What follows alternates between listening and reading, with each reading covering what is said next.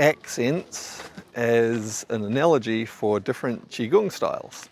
That is going to be the topic of this episode of Qi Life.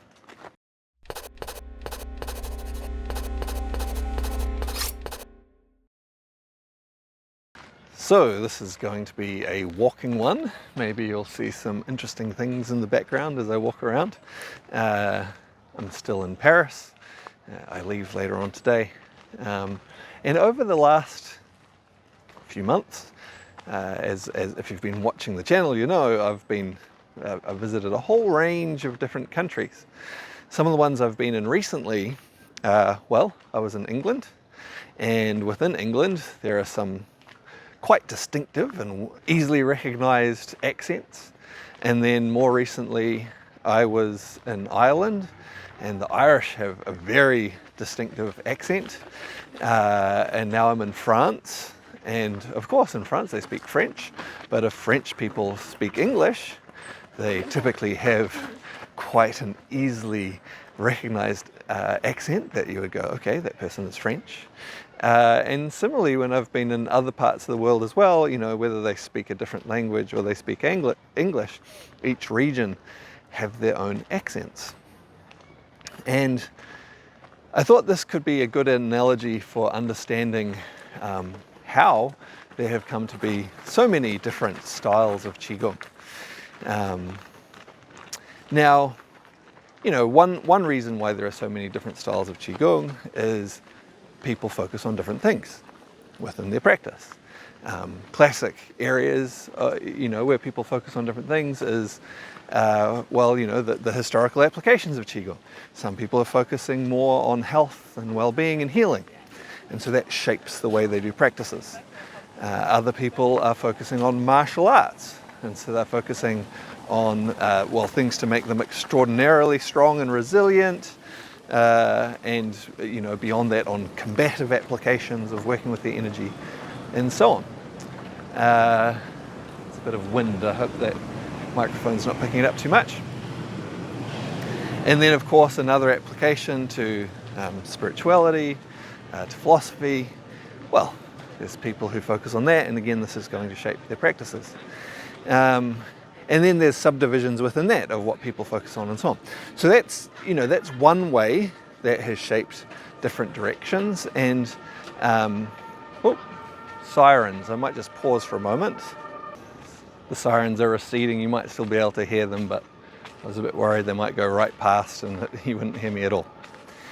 So another reason why there end up being so many different styles of Qigong is not just areas of focus, but personal adaptation.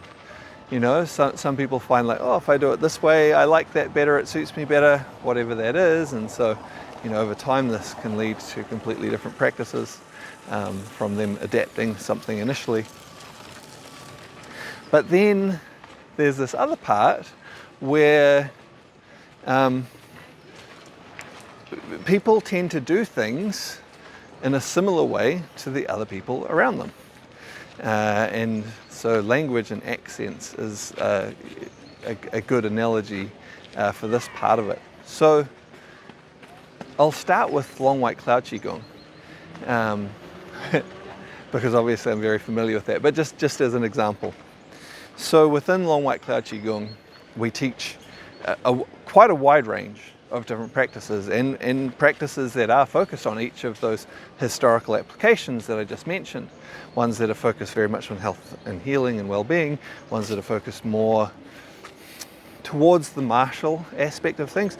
Not that the practices that we do in that area are necessarily directly applied to martial application. They can be, but we teach them in a way that is more about developing that vibrant, strong energy within the Kung Fu school, which I haven't been very active in lately. Some of the other Kung Fu teachers are still teaching within the Kung Fu school. I haven't been doing much there myself, just helping out once in a while.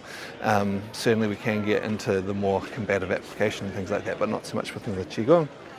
And then the philosophical aspect of things, we have practices focusing very much on these too. But even though these are different from each other, people will notice if you're exposed to all of these practices, if you do all of them, which there are quite a few people who they've got involved in doing the practices, and they've done one of our courses and they've really liked it, so they've gone and done another one, and then they've really liked that, so they've gone and done another one after that, and so that they can learn all the different practices. You'll find that while these have different focuses, they all have a similar feeling in a way to them, or you could say they have a similar accent. Yeah, different application, but similar accent. And it's like, when we're talking about different things, we use different words to describe them, but and sometimes quite specialized words as part of that. But there's a consistent accent that unifies them all together.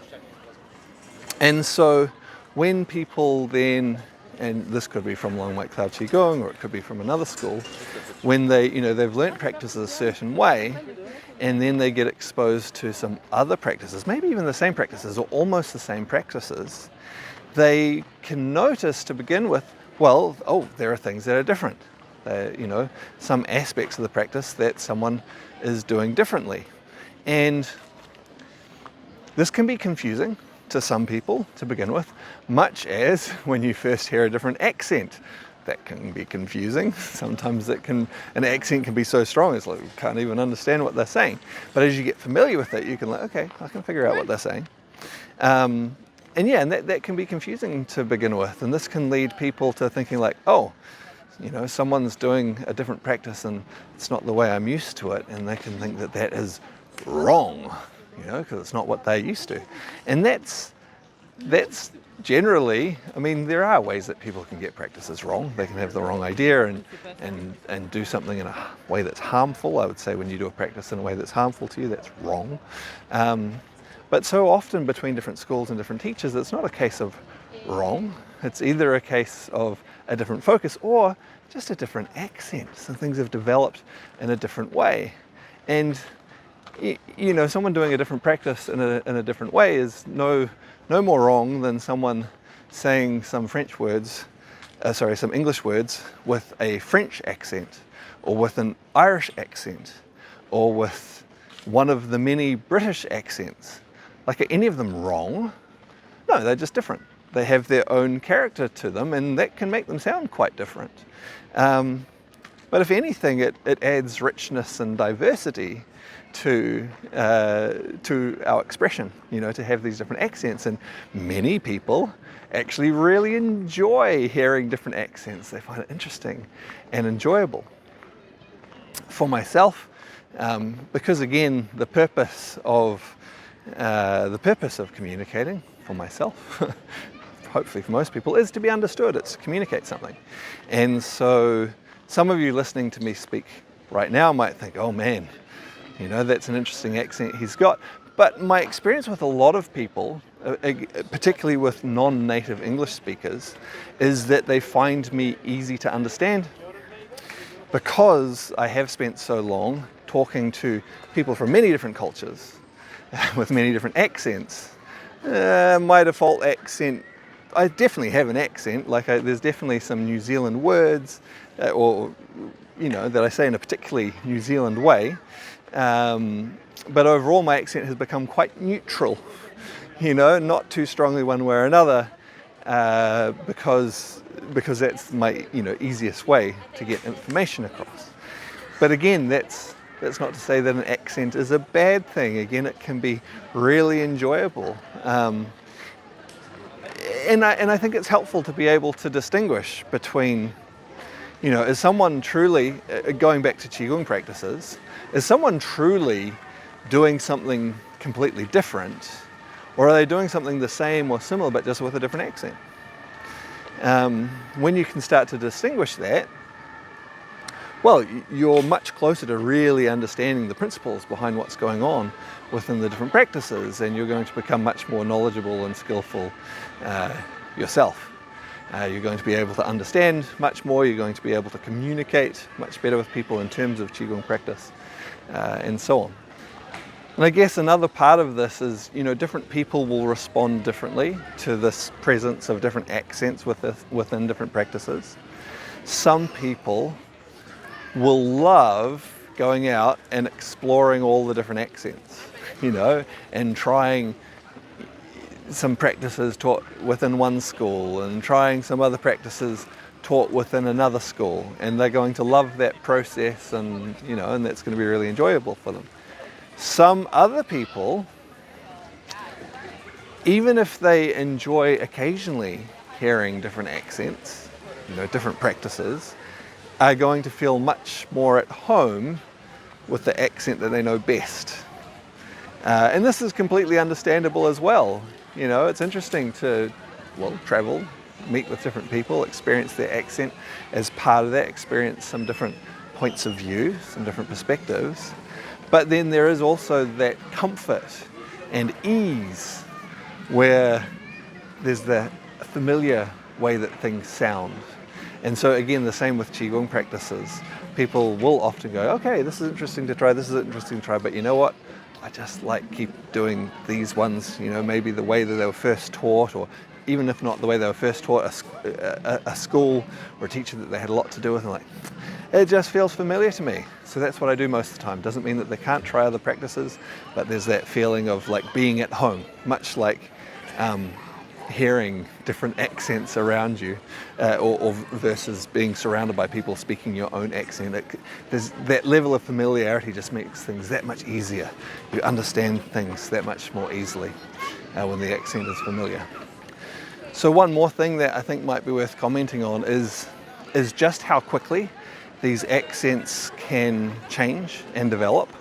I remember, so again, I'm from New Zealand. I've travelled a lot, spent time in lots of different parts of the world, but obviously my main history and background is in New Zealand. And I remember a while ago seeing a video, and it was of a news reporter interviewing people on the street in Auckland, the biggest city in New Zealand where I'm from, and interviewing these people and hearing the accents of these people. I think it was in the 1950s, this news report. Their accents were so different to how people speak now. And and that's just within, potentially within one generation. I mean, people from that time are getting on at this point. Some of them have already, departed. But just within one generation, such a difference in how people sound. On a smaller scale than that, even just within a single lifetime. I remember it was a couple of years ago, I was living at Kawaipurapura. I've made a vlog about that place previously. I might put a link somewhere in the description about that place. Unusual place where lots of people would come and go from. It was kind of a retreat centre, and so because of that, there'd be lots of people coming and going. And I remember, so it was just after a yoga class. I hadn't been to the yoga class, but a friend of mine had taught a yoga class, and sometimes after those classes he'd invite people back into one of the shared kitchens for them to have chai, and he would make chai tea, which for those of you who know the language know that that's redundant, because chai just means tea. So saying chai tea is like saying tea. So chai tea, a common expression in English, basically means it's got spices and things in it, because it's an Indian style of tea. And so he'd invite people back and he'd make chai tea.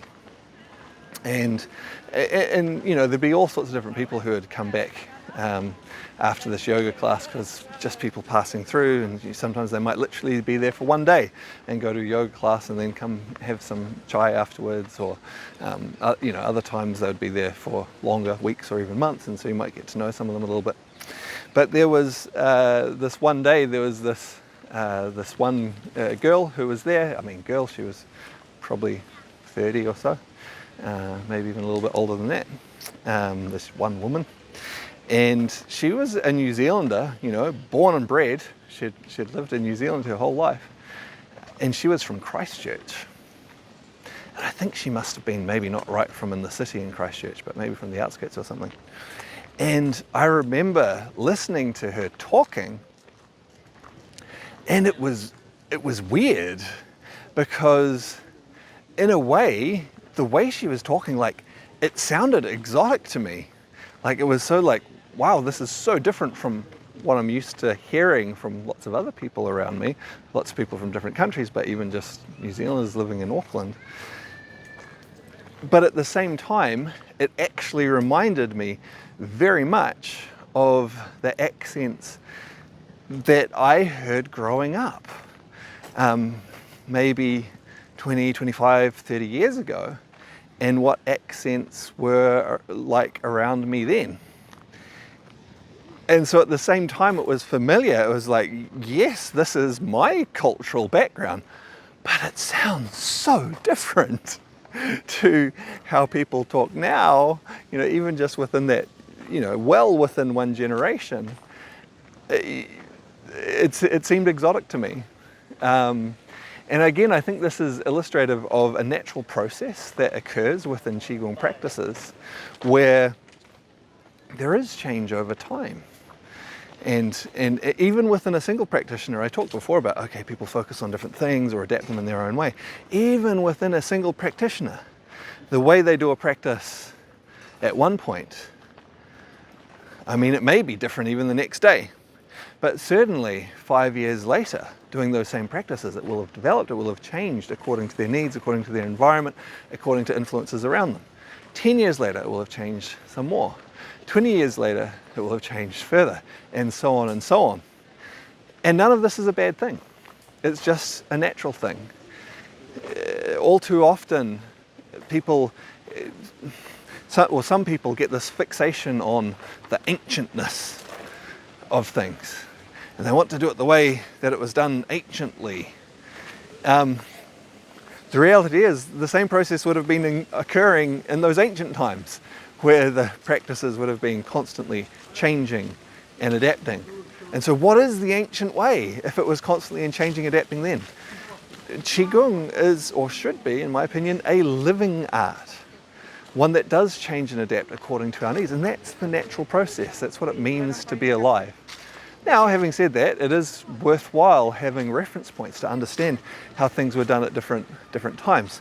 And we have some of those going back anciently, but they're often not all that richly detailed. We have some writings, we have some pictures, things like that, and that gives us a certain amount of information. I think that's great, that's useful. Moving into our modern era, now of course we have the ability to have richer reference points. We have videos and people talking and so on. And that shows us like, 30 years ago, they were doing it like this. They're not doing it quite the same again. I think that's useful. That's useful for perspective and for making sure that maybe important details are not missed. Getting a bit of wind here, hopefully the microphone's not picking up so much. I think that's useful, but at the same time, I don't think we should be focusing so much on keeping things exactly the same. Yes, maintain important, useful principles, absolutely make sure we understand them, but the process of change is natural. Just like accents changing is natural too. And it creates this diversity over time, and that's a wonderful, beautiful, rich thing. Because as this diversity increases over time, it can lead to not just, this, same but different, but actually some quite different things emerging as things adapt according to specific needs or with specific influences. And that becomes another resource that becomes available to some extent to all of us by someone having treated their art as something that's alive. All right, maybe that's an interesting one, maybe not. If you have enjoyed the vlog, please like, comment, subscribe, share, all those good things, and I look forward to seeing you on another one soon.